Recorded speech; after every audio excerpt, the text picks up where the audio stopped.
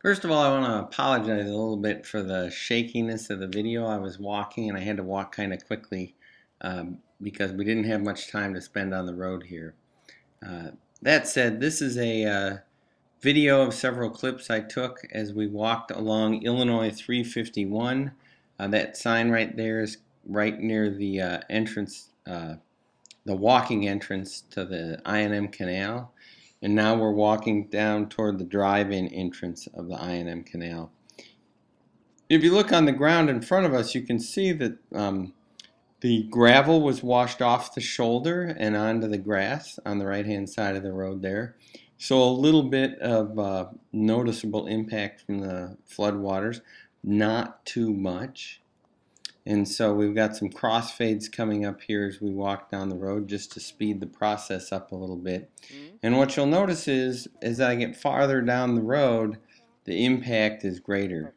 So as I said, here we see gravel. There's some more gravel off, although the little drop off here you'll notice gets to be even greater. And as we continue down toward the driving entrance to the canal boat, you'll see that now we're getting to the point where pretty much all the gravel on the shoulder is gone and not much is even left on the grass. So the water was going fast enough here to wash it off the shoulder and off the grass.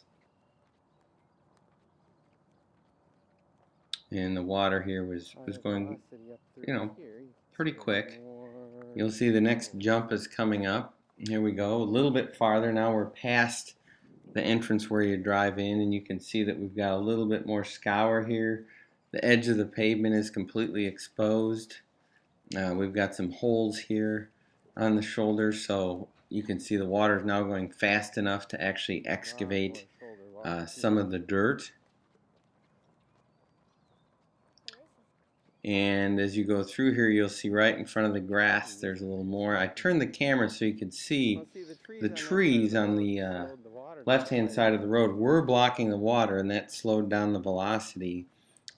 But as we get closer to the bridge, you can see the velocity was enough, again, to clear the gravel out, excavate next to the pavement. And here, it got under some slabs of pavement and lifted them up and off the side of the road.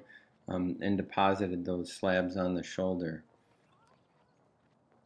So that was the most damage we actually saw to the pavement of the road itself. You can see the scour holes here, even though I'm kind of jerking around. But as I zoom back out, you can see the scour was actually digging under the clay on the side of the road there. And the rest of this is, we're not going to have any more cuts because you can see it's just more and more scour. You can see now we're scouring away the grass on the side of the road. We've excavated a bit of a trench next to the pavement. And I'm going to hop down here so that we can look back at the pavement. And you can see now we've got not just the pavement exposed, but part of the roadbed underneath the shoulder. You can see we've got larger debris deposited here. More of the grassy part of the shoulder has been excavated. And as we continue up, you can see as the water poured over the side of the pavement right there, it dug a little trench, which is now filled with water. And you can see a couple places where it kind of started digging back underneath the pavement. And so up ahead, I had to look down to make sure I didn't trip. And you can see some of the debris. That's an old signpost that got torn off, apparently.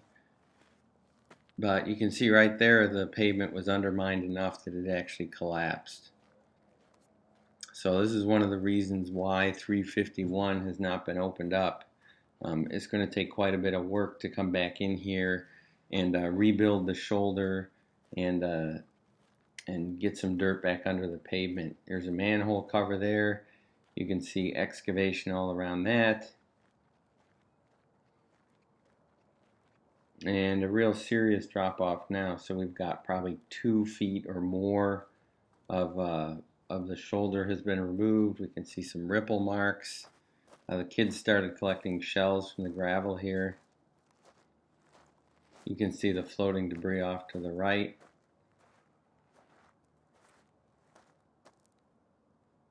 And you can see the nicely constructed roadbed now exposed through erosion. This is where I started walking even faster because I'm thinking, hey, we're running out of time.